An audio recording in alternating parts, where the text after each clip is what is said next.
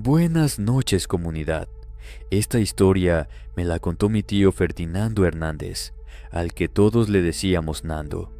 Era ingeniero carismático, de esos que podían platicar con cualquiera y caerles bien sin esforzarse. Tenía amigos de todo tipo, tocaba instrumentos, siempre traía alguna anécdota y aunque a veces exageraba con el trago, cuando contaba algo serio se le notaba en la cara que no estaba inventando. A él le tocó trabajar hace años en una obra grande de carretera con una empresa constructora conocida. En esa obra había un ingeniero joven, Rodrigo, que traía una ambición enorme. No era mala persona, pero sí era de los que quieren destacar a toda costa. Se quedaba hasta que se iba el último rayo de sol, presionaba para que se avanzara más, y aunque el equipo ya estaba reventado, él seguía empujando. Ese tipo de jefes terminan ganándose el rechazo del personal, no porque sean estrictos, sino porque se olvidan de que la gente también se cansa. Esa temporada se les juntó el trabajo con la lluvia. Tenían que asfaltar un tramo largo y, a pesar del mal clima, Rodrigo insistía en que se trabajara como si nada. Se podía hacer, sí, pero era injusto para la cuadrilla. Para colmo, esa semana llovió casi diario. Los trabajadores traían el cuerpo molido y el ánimo por el piso. En esas fechas se atravesaron los días de muertos y mientras mucha gente alcanzaba su descanso, ellos siguieron ahí, metidos en lodo, bajo agua, sin aflojar. Eso encendió un resentimiento que no se decía de frente, pero que se sentía. En esa cuadrilla había un trabajador al que le decían Josefo. Era de esos hombres callados, mañosos, que no explotan, pero se les nota el coraje en la mirada. No era de discutir ni de gritar, se guardaba todo, y a Rodrigo lo odiaba. No lo decía, pero se notaba. La gente de obra suele leer esas cosas rápido, y con Josefo todos sabían que traía algo raro encima, porque era conocido por meterse con cosas de brujería, de esas que en los pueblos se comentan aunque nadie lo confirme. El problema se hizo más grande el día de paga. La cuadrilla llegó tarde por estar trabajando y el pagador ya se había ido. Les dijeron que el pago se movería hasta el miércoles siguiente. Eso dejó a muchos sin un peso para regresar a sus casas porque varios venían de comunidades lejos. No tenían dinero ni para el camión, así que se quedaron varados el fin de semana, enojados, frustrados y con hambre. Josefo se fue a pie el viernes y regresó el domingo también a pie. Volvió cargando una caja con un par de botas nuevas, finas, de esas botas de trabajo que no son baratas. Nadie entendía cómo las consiguió si no había cobrado. Algunos compañeros le hicieron comentarios, pero él solo dijo que era un regalo para el ingeniero Rodrigo, que se lo merecía. Lo dijo con una calma que no convencía a nadie. Los demás prefirieron no meter las manos, porque con Josefo siempre era mejor no preguntar de más. El lunes, Rodrigo llegó como siempre, con ganas de trabajar. Josefo se acercó y le entregó las botas. Rodrigo, que llevaba tiempo queriendo unas así, las aceptó sin pensarlo mucho. Se las puso de inmediato y se pasó el día trabajando con ellas, caminando de un lado a otro como si estuviera estrenando algo que por fin se había ganado. Mi tío Nando decía que ese detalle le llamó la atención, porque no era normal que un trabajador le regalara algo así a un jefe con el que había tensión, pero tampoco quiso meterse. Al día siguiente Rodrigo ya se veía diferente. Estaba pálido con la cara cansada, como si no hubiera dormido. No se quejaba, pero se le notaba la incomodidad. Aún así seguía trabajando. Lo raro fue que empezó a apartarse del campamento. Armó su tienda lejos del resto, como buscando estar solo. Con el paso de las horas, su piel empezó a verse extraña, no amarilla como cuando alguien se enferma del estómago, sino con un tono verdoso, como si estuviera perdiendo color por dentro. Un médico de un pueblo cercano fue a revisarlo. Cuando el doctor se fue, salió molesto, pero no quiso decirle nada a nadie. Ese mismo día hubo una reunión con supervisores y gente de la empresa. Todos hablaban con Rodrigo, lo felicitaban por el avance, pero a la vez se notaba que evitaban acercarse demasiado. No era un tema de respeto, era que Rodrigo olía mal, y no era olor a sudor, era algo más pesado, un olor que se quedaba en el aire. Mi tío Nando, que era directo, se acercó cuando terminó la reunión. No lo hizo para humillarlo, lo hizo porque lo estimaba. Rodrigo primero quiso hacerse el fuerte, pero terminó cediendo. Lo llevó a su tienda y ahí, con vergüenza, se sentó en el catre y se quitó las botas. El olor que salió en ese momento fue lo que mi tío describía como olor a cadáver. No un olor fuerte de pies, era otra cosa, algo que te da arcadas. Rodrigo se quitó las calcetas y mi tío dice que se le aflojó el cuerpo. Los pies estaban en un estado que no tenía sentido para alguien que había estado trabajando apenas 2 días. La piel se veía negra en partes. La carne estaba destruida, como si se estuviera pudriendo en vida. En un pie ya se alcanzaba a ver hueso, como si la descomposición hubiera avanzado demasiado rápido. Ahí fue cuando Rodrigo, con la voz quebrada, aceptó que, desde que se puso esas botas, empezó a sentir dolor, ardor, y luego se le durmieron los pies. Pensó que eran ampollas o infección, pero lo que se estaba comiendo sus piernas era otra cosa. El doctor se había ido enojado porque no podía explicar eso con medicina común, y porque le parecía imposible que un cuerpo se deteriorara así en tan poco tiempo sin una causa clara. Mi tío Nando no era creyente de todo, pero conocía la zona. Sabía que por ahí había un curandero al que la gente buscaba cuando ya no había opción. Lo llevó como pudo, porque Rodrigo ya no podía caminar bien. El curandero revisó, hizo preguntas y al final dijo algo que a mi tío se le quedó grabado.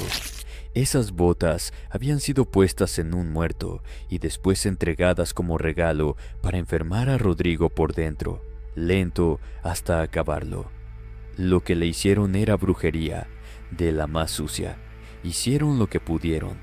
Se movieron, buscaron ayuda, intentaron detener el avance de la necrosis, pero ya era tarde. Lograron frenarla antes de que subiera más, pero Rodrigo perdió sus piernas casi hasta la rodilla. Su carrera se acabó ahí mismo. Su vida cambió para siempre por un regalo que aceptó sin imaginar lo que traía. Josefo no volvió a la obra, simplemente desapareció. Años después, mi tío se enteró por gente de la región que Josefo murió de una forma rara. Decían que pasó cerca de un panteón y que el arco de la entrada, sin explicación, se vino abajo justo cuando él iba cruzando, matándolo al instante. Nadie lo vio como accidente normal. La gente decía que fue el mismo muerto o el mismo daño regresando a cobrarse algo. Mi tío Nando siempre cerraba esta historia con la misma idea. No todo lo que te regalan es un gesto bonito, y hay gente capaz de ensuciar cosas tan simples como unas botas solo por coraje. Desde que escuché eso, cada vez que alguien me dice que la brujería es pura mentira, yo me acuerdo de Rodrigo, de ese olor imposible y de lo rápido que puede destruirse una vida cuando alguien decide hacer daño sin dar la cara.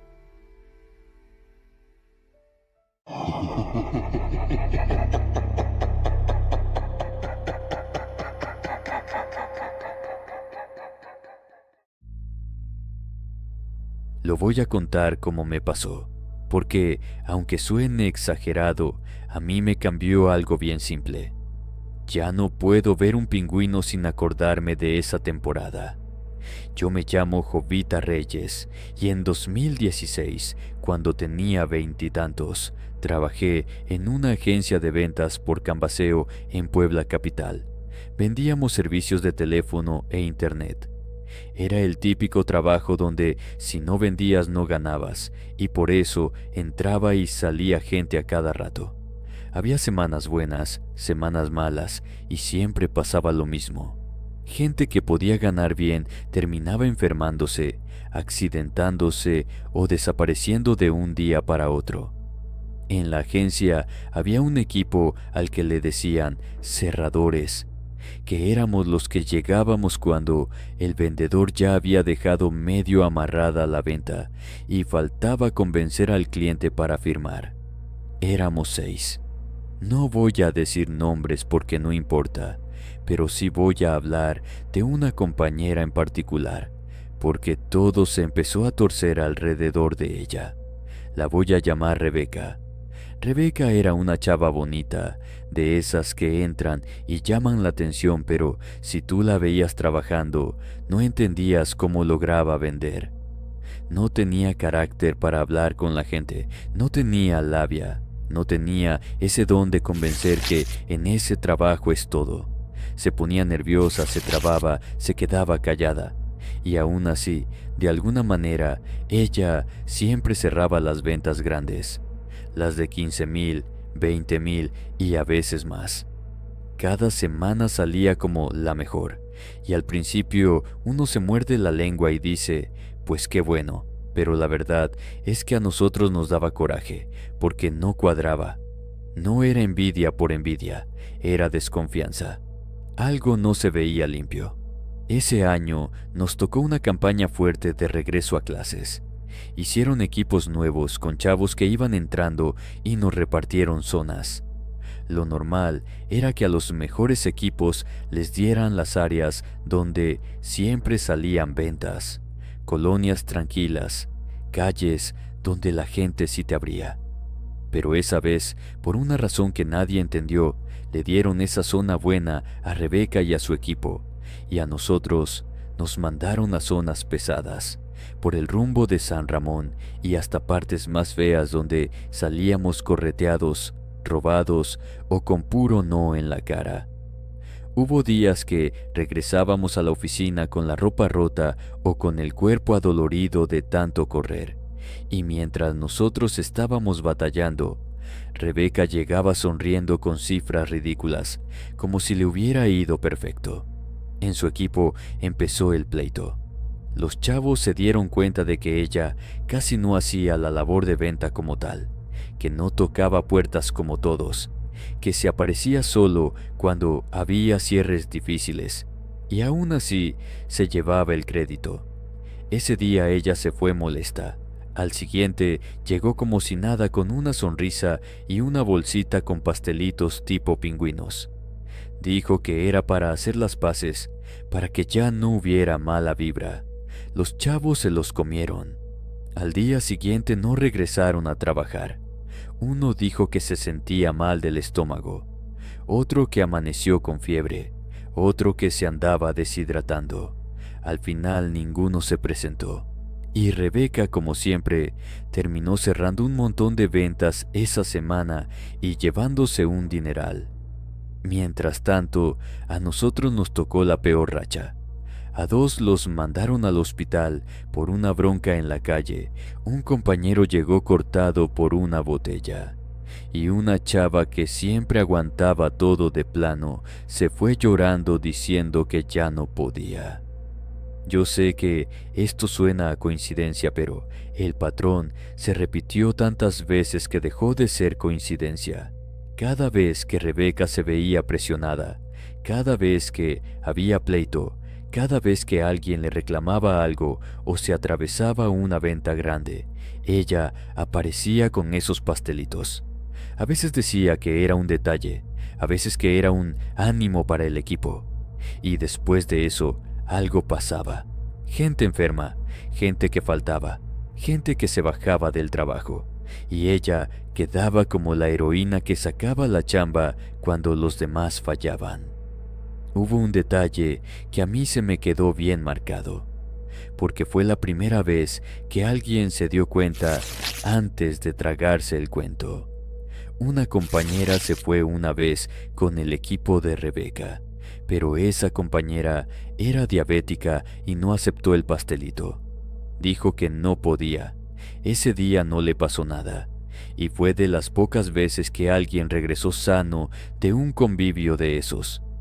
Nosotros ya estábamos hartos, no porque quisiéramos tumbarla por envidia, sino porque el ambiente estaba raro y porque era demasiada mala suerte junta. Entonces se nos ocurrió hacer algo que, la neta, fue una mezcla de coraje y de miedo: invitar a su mamá a un convivio sin decirle a Rebeca. Sabíamos que su mamá a veces pasaba por ella o le marcaba para ver cómo iba. Así que la buscamos con el pretexto de agradecerle que su hija trabajara tanto. La señora llegó tranquila, como cualquier mamá orgullosa. Ese día Rebeca llevó otra vez los pingüinos, los puso sobre la mesa y los empezó a repartir como siempre. La señora, sin saber nada, tomó 2 y se los comió. Fue un acto simple, pero a nosotros se nos paró el corazón, porque no sabíamos si de verdad era peligroso o si todo era paranoia. Rebeca, cuando vio que faltaban 2, se puso tensa. Se le borró la sonrisa. Empezó a contarlos y a preguntar quién los había agarrado. Nadie respondió, y entonces su mamá, muy tranquila, dijo que ella se los había comido. Rebeca se quebró, se puso a llorar ahí mismo, frente a todos. No lloró de coraje, lloró como alguien que ya se vio descubierta, y terminó confesando. Dijo que esos pastelitos tenían un preparado y que más de uno podía poner muy mal a una persona, incluso a alguien sano. Dijo que lo hacía para que los demás faltaran y ella se quedara con los cierres, para que la empresa la viera como indispensable. También dijo que no era lo único, que había hecho otras cosas para que a los demás nos fuera cada vez peor. La mamá se quedó helada, nosotros también, porque una cosa es sospechar y otra cosa es escuchar la confesión de frente. Ese día Rebeca pidió perdón y renunció. No hubo golpes ni gritos, porque la verdad lo que sentimos fue asco, tristeza y miedo. Asco por lo que hizo. Tristeza porque era una persona joven que se metió en algo ruin por ambición. Miedo porque, aunque ella se fuera, nadie nos garantizaba que ya no quedara algo pegado en el ambiente. Después de eso nos enteramos por otras personas que no solo era lo de los pastelitos, que también hacía cosas para que nos fuera mal, que buscaba que nos mandaran a zonas peligrosas, que la suerte se nos volteara. Yo no sé qué tanto sea verdad y qué tanto sea exageración, pero sí sé lo que vi con mis ojos. Gente cayéndose de repente, enferma, sin fuerza, justo después de comerse esos pingüinos. Y sé lo que vi en la cara de Rebeca cuando su mamá dijo que se los había comido, porque ahí no había actuación. Desde entonces me cuesta ver esos pastelitos sin acordarme. No es que me dé miedo el pan, es lo que representa. La maldad chiquita, cobarde, esa que no se enfrenta de frente y prefiere tumbarte por debajo para ganar algo que no se merece. Ojalá esa chava haya pagado de alguna manera lo que hizo, y ojalá nunca le vuelva a pasar a alguien que solo está tratando de ganarse la vida.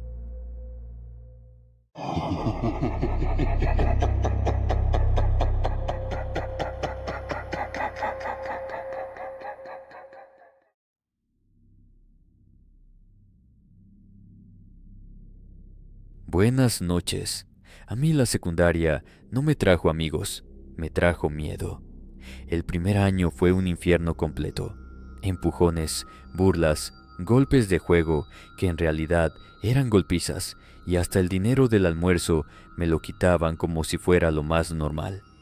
Yo llegaba a mi casa con el estómago vacío y con la cabeza hecha pedazos, y mis hermanos, que eran puros hombres, ni se enteraban. Mis papás hacían lo que podían, pero a esa edad uno no siempre cuenta todo por vergüenza o por miedo a que se ponga peor. En segundo año llegó una chica nueva al salón.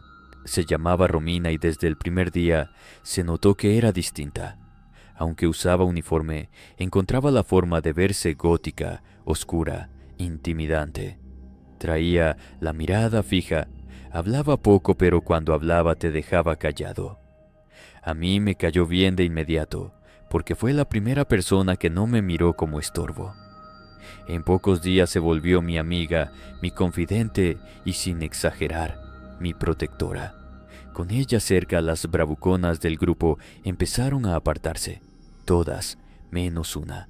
La más pesada se llamaba Rocío y tenía la costumbre de alcanzarme antes de llegar a mi casa para desquitarse conmigo.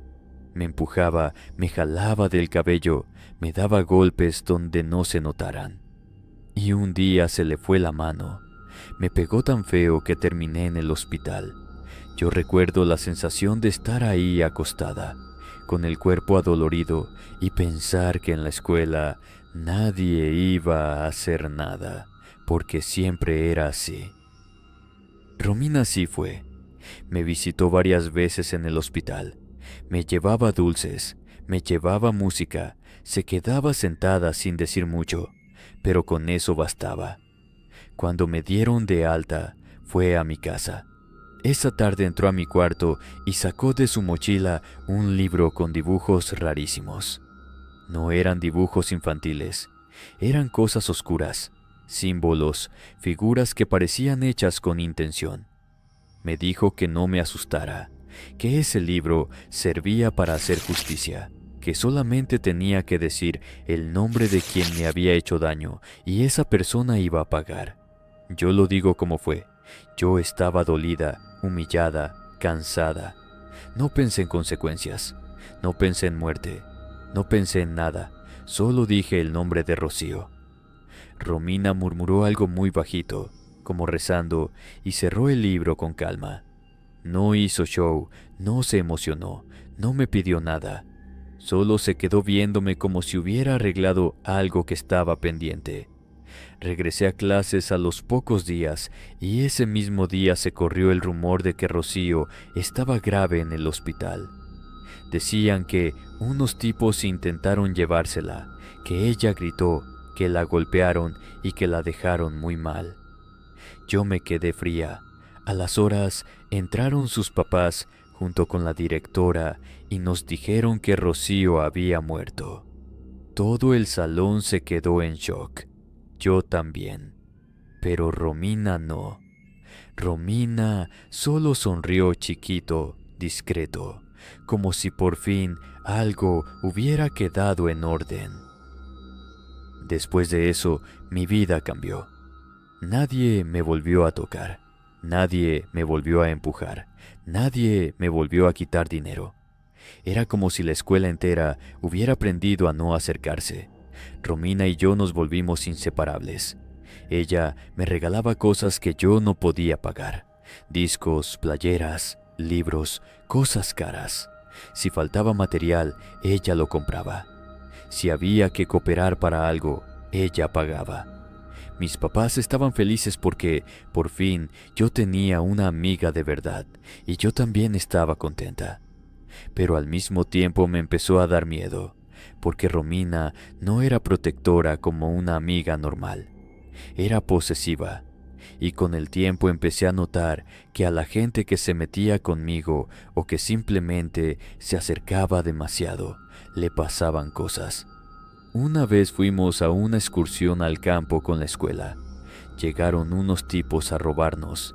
Empezaron a quitarles cosas a varios. Y cuando llegaron a donde estábamos nosotras, Romina se adelantó. No sé qué les dijo, no sé qué cara les puso, Pero esos tipos se fueron sin hacer escándalo y hasta devolvieron lo que ya habían agarrado. Todo fue rápido y raro, como si le tuvieran miedo a ella. Luego empezó lo peor. Los chavos que intentaban acercarse a mí desaparecían de la escuela.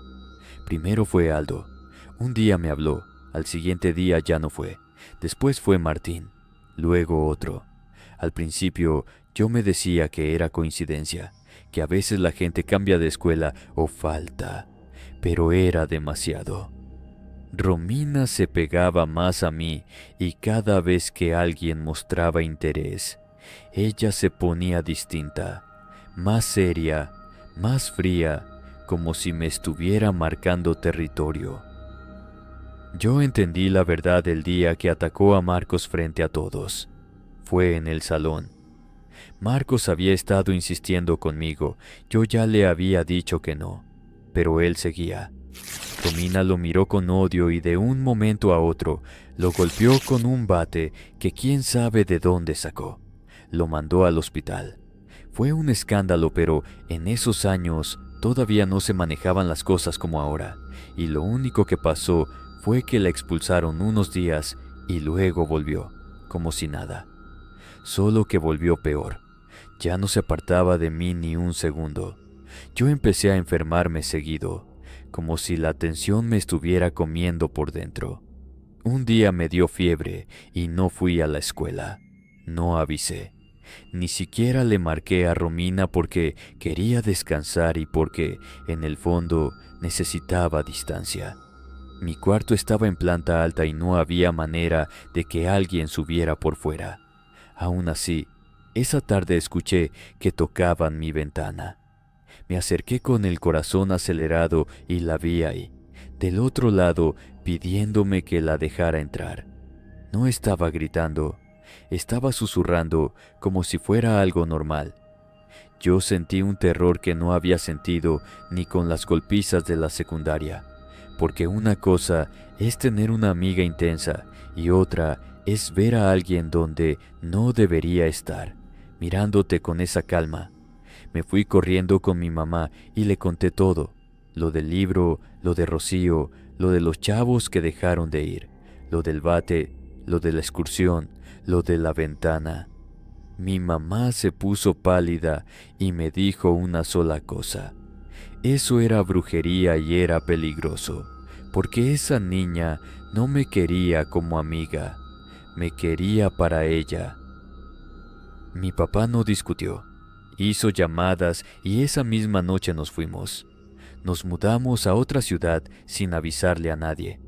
Dejamos cosas, dejamos pendientes, dejamos todo. En la nueva ciudad mi vida se volvió tranquila. Hice amigos normales. Empecé a salir con un chico. Me sentí libre, como si me hubieran quitado un peso. Pero hay algo que todavía me pasa. A veces siento que alguien me observa, como si me siguieran desde lejos. Y desde hace unas noches, cuando la casa se queda en silencio, vuelven a tocar la ventana. No es un golpe fuerte, es un toque suave, insistente, acompañado de un susurro que yo reconocería aunque estuviera dormida, porque me persiguió demasiado tiempo. Déjame entrar. Y lo peor es que, aunque pasen los años, esa voz sigue sonando como si nunca se hubiera ido.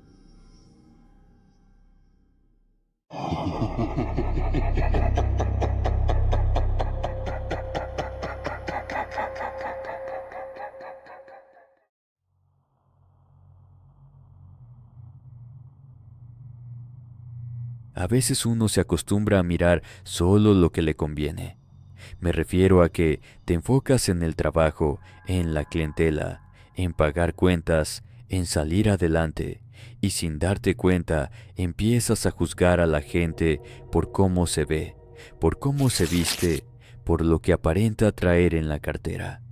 Yo lo hice y me dio vergüenza aceptarlo, porque fue una sola persona la que me enseñó que un gesto pequeño puede cambiarte la vida, y que hay cosas que pasan una vez y ya no se repiten.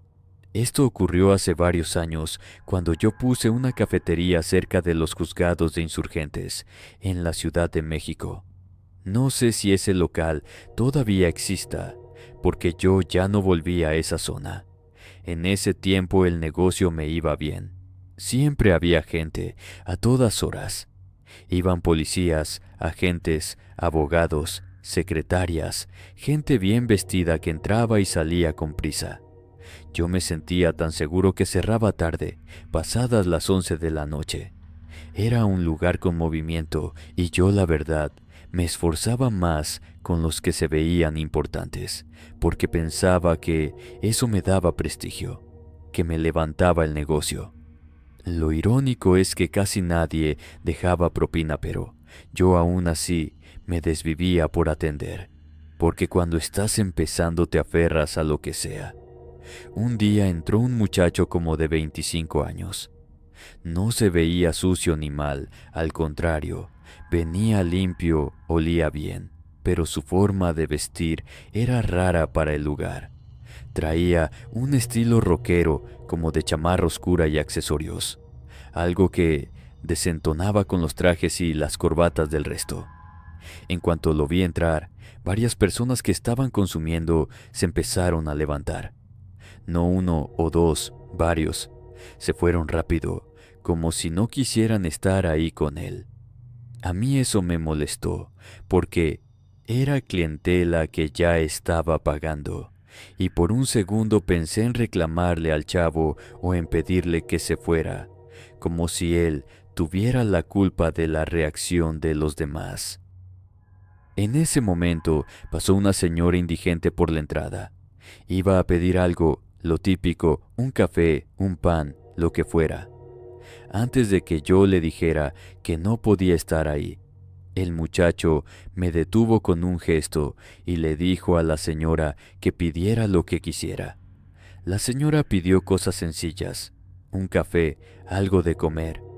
El chavo lo pagó sin hacer preguntas y, cuando yo le di el cambio, me dejó 100 pesos de propina por lo de él y otros 100 por lo de la señora. Me quedé con la cabeza baja, porque entendí que yo estaba juzgando mal. Me vi a mí mismo de golpe, preocupado por la imagen del negocio, pero a la primera, con alguien necesitado, yo ya quería correrlo. Después de eso, el muchacho empezó a ir seguido. No todos los días, pero sí con frecuencia. Y algo bien raro pasó. Con el tiempo, él se volvió prácticamente mi único cliente de ciertas noches. Yo abría, limpiaba, encendía todo, y el lugar se quedaba vacío, como si la gente evitara entrar. En cuanto él llegaba, a veces traía a una o dos personas con él. Se sentaban, comían y platicaban despacio. Eso me permitía seguir abriendo, porque por lo menos vendía algo, y además dejaba propina siempre. Lo extraño era que cuando se iba, parecía que el local se apagaba. Ya no llegaba nadie más, como si la cafetería existiera solo para atenderlo a él. Un día, sin querer, me escuchó hablando por teléfono con mi familia. Mi esposa se había enfermado y los médicos ya nos habían dicho que necesitaba una operación. Yo no tenía forma de pagarla. Lo dije con la voz quebrada, porque no es fácil aceptar que por dinero alguien que amas se te puede ir. Colgué y me limpié la cara, pero supongo que se me notó. El muchacho estaba con alguien más y ambos se quedaron mirándome. No me preguntaron nada directo, pero hablaron entre ellos en voz baja, como si estuvieran decidiendo algo. Cuando fui a cobrarles, el muchacho hizo lo de siempre. Pagó, dejó propina y además sacó de su pantalón una moneda que no se parecía a ninguna que yo hubiera visto. No traía letras normales, traía símbolos, figuras, como si fuera de otra época o de otro lugar. Me la puso en la mano y me dio una dirección. Me dijo que esa moneda podía sacarme del apuro más grande que tuviera, pero que solo se podía usar una vez y que después de eso yo iba a dejar todo atrás incluso el negocio. Me dijo también que no lo volvería a ver. Yo estaba tan desesperado que no discutí nada, solo di las gracias. Al día siguiente fui a la dirección. Era un lugar que no parecía tienda, no parecía casa, no parecía nada normal. Toqué y nadie abría. Me esperé un rato y nada. Me fui sintiéndome tonto, pensando que tal vez el chavo solo quiso hacerme sentir mejor, como quien te da esperanza para que no te hundas. Iba bajando por la calle cuando un señor gordito, de esos con cara bonachona, me habló como si ya me estuviera esperando. Me preguntó si traía algo para él. Yo le dije que solo tenía esa moneda. Se la enseñé y el señor la tomó con cuidado, la revisó y se le iluminó la cara. Se puso contento de verdad. Decía perfecto una y otra vez, como si acabara de encontrar algo que llevaba tiempo buscando. Luego sacó una bolsa de papel y me la entregó. Yo no voy a decir la cantidad exacta porque ni caso tiene, pero lo que había ahí alcanzó para todo. Para la operación, para medicamentos, para deudas, para salir del hoyo en el que estábamos. Yo me quedé parado sin reaccionar, porque no era un apoyo ni un préstamo, era una solución completa. Y lo más raro fue que el señor no quiso la moneda como compra. La quiso como quien recupera algo que no debería estar circulando. Tal como me dijo el muchacho, las cosas cambiaron rápido. No fue de golpe, pero pasó. El local se fue perdiendo. Se me vino una racha rara. Permisos, problemas, gastos, como si la cafetería se estuviera cerrando sola. Terminamos dejando ese lugar. Mi esposa se recuperó y, por su salud, nos mudamos a la costa para un clima que le ayudara más. Nuestra vida mejoró mucho, pero sí fue como dejar atrás todo lo anterior, tal cual me lo advirtieron. Tiempo después me volví a acordar de esa moneda y del señor gordito, y pregunté con cuidado qué era esa cosa. Él me dijo que esa moneda era especial, que algunos la llaman Pentecostés, como la víspera religiosa, y que no se acuñan como las monedas normales. Dijo que aparecen cuando se necesita, y que hay gente que las hace con prácticas que no son limpias ni normales. Dijo que él se encargaba de recuperarlas porque no deben andar rodando por ahí, porque simbolizan una dualidad peligrosa. Me dijo algo que nunca se me olvida, que de un lado se supone que trae una figura sagrada y del otro algo oscuro, como recordando que la ayuda puede venir de donde uno menos espera, pero también puede cobrarte cosas. Yo no sé si eso último sea verdad o si él solo quería asustarme para que no hablara de más. Lo único que sé es que esa moneda me salvó, y por eso cuento esto aquí. No para que la gente se ponga a buscar monedas raras, sino para que entiendan algo más simple. Yo aprendí a no juzgar a nadie por cómo se ve, porque un muchacho que a mí me espantó la clientela y al que yo casi corro, fue el que me dejó un gesto que cambió mi vida. Desde ese día entendí que a veces la felicidad no llega con billetes ni con suerte. Llega con un acto que no tiene explicación. Y tú solo decides si lo aceptas con gratitud o lo rechazas por orgullo.